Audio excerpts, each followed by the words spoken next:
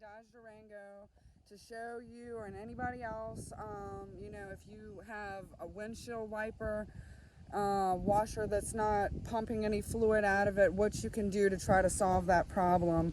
For instance, mine, I had no fluid in it at all. It worked perfectly fine from both of the sprayers, cleaning the windshield, and then I didn't fill it up for about 2 weeks.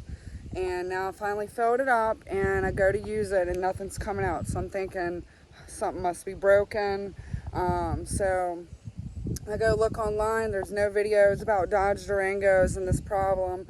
So I'm just going to take you under the hood. I kind of figured it out what I had going on. So I'm going to take you under the hood so you can see what we got going on here. So I got the V6, and right along here is where the hose starts, and it goes all the way down across the side.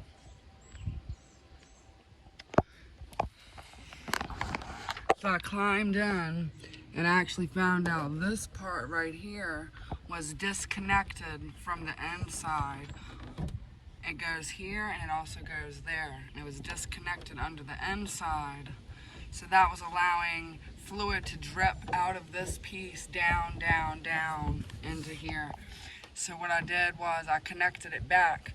But a lot of other times it can also get clogged. So what you can do is unhook it and have it pointed down so that way it's not spraying on you, and pump as long as you're hearing your pump turn on, go ahead and push that and see if you're getting fluid out of here. If you're not getting any fluid out of the left or the right upon disconnecting the hoses, then you know you have a problem further down.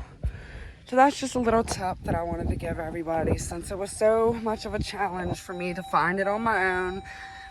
Hope you figure it out.